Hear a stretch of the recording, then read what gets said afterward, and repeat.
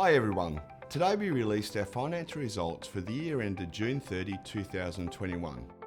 This year has come with many challenges for our people, our communities and our business. The impacts of COVID-19 continue to be felt by communities around the world, including in many of the locations where we operate. Too many lives have been lost to COVID-19 and our thoughts continue to be with all those who have been impacted by the virus. At South32, we've remained focused on doing everything we can to keep our people safe and well, maintain safe and reliable operations and support our communities. As part of our response, we continue to follow the advice of governments, their agencies and our own experts wherever we operate, and we are supporting the rollout of vaccination programs.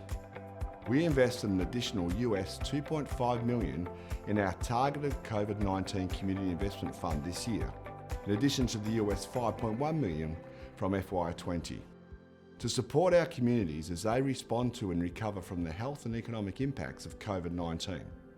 The most important commitment we all make at South32 is that everyone goes home safe and well at the end of every shift. This year, we didn't achieve that.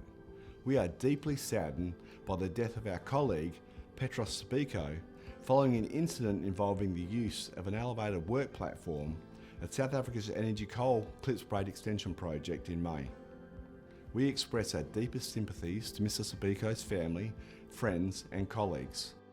We completed an investigation into this incident, reviewed the results and shared our learnings across our operations and with the new owners of South Africa Energy Coal, Serenity Resources. We also commenced a global review of the safety features of elevated work platforms and the way we use them in our operations and projects. Our teams have been working hard to improve our safety performance, and 4 of our operations recorded their lowest total recordable injury frequency to date. We also saw a reduction in recordable injuries for the period. However, our TRIF increased to 4.3 and our year-on-year performance did not meet our 20% reduction target. We will never be truly successful until we eliminate fatalities and significant incidents. Moving now on to our operating and financial results. Despite the ongoing challenges caused by COVID-19, we delivered a strong operating result, achieving record production at Worsley Alumina, Brazil Alumina and Australian Manganese. We also exceeded our initial market guidance at South Africa Manganese, Cerro Matoso and Cannington. Our strong operating performance, combined with improved commodity prices, translated into an increase in underlying EBITDA of 32% to US $1.6 billion. Free cash flow from operations, including distributions from our manganese business of US $825 million and US $406 million of net cash at the end of the period. Reflecting our strong financial position and disciplined approach to capital allocation, the board has resolved to pay a US $164 million fully franked final ordinary dividend in respect of the second half and a US $93 million fully franked special dividend, equating to a 73% payout ratio for the half. Having returned a further US $346 million to shareholders by way of our on-market buyback in FY21, the board has also decided to expand our capital management program by US $120 million to US $2 billion, leaving a further US $252 million to be returned to shareholders by the 2nd of September 2022. Our unchanged capital management framework is working as designed, allowing investment in our business and project opportunities while rewarding our shareholders as financial performance improves. Looking ahead, we expect to see strong volumes at our base metals operations, Mozal Aluminium, Cerro Matoso and Cannington, following investments in improvement projects that are designed to increase production into favourable markets.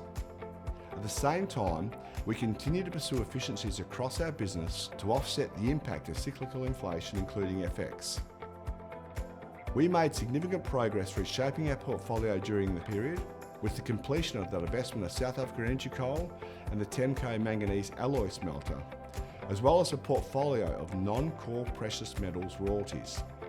The divestment of South Africa Energy Coal is a transformative step for South32 and simplifies our business, enhances our commodity exposure and reduces capital intensity. We are investing further in base metals and have a portfolio of high-quality growth options and exploration partnerships that will increase our exposure to the metals important for a low-carbon future. At our Hermosa project in Arizona, we are progressing studies for the Taylor and Clark deposits and testing regional exploration targets. We released an updated mineral resource estimate for Taylor, which confirms the potential for a long-life project. A scoping study for Clark has confirmed the technical viability to produce battery-grade manganese, with marketing studies to evaluate customer opportunities for these products. The summer field season has commenced at our Ambler Metals joint venture in Alaska. Planned activities include infill drilling at the high-grade Arctic polymetallic deposit, as well as prospective regional copper targets. In parallel, a pre-feasibility study for Arctic is underway. More broadly, we continue to build our pipeline of base metals options by investing in exploration. We have more than 20 greenfield exploration partnerships and projects targeting base metals in the Americas, Australia and Europe. With this activity, we are increasing our investment in the commodities important for a low-carbon future. 2021 was an important year on our pathway to net zero carbon emissions. We achieved our first short-term target of keeping our Scope 1 emissions below our FY15 baseline. And in May, we announced our medium-term target to halve our Scope 1 and 2 emissions by 2035. To achieve this, we will invest in efficiency projects, shift to lower carbon energy sources, and adopt new technologies.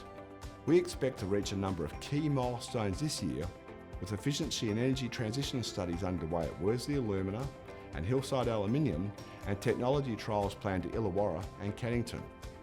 We are committed to our target of net zero by 2050 and will continue to report on our decarbonisation progress, having our emissions independently reviewed each year as part of our reporting, and put our disclosure to the advisory shareholder vote at our 2022 AGM. Looking ahead, we are well positioned to take advantage of improved commodity markets and continue to transition our business for the future. We are backed by our strong operating performance, high quality growth options, and disciplined approach to capital. In summary, it has been both a challenging yet transformative year for South32. Thank you to our teams around the world. Your resilience through a period of prolonged uncertainty has been remarkable. Thank you.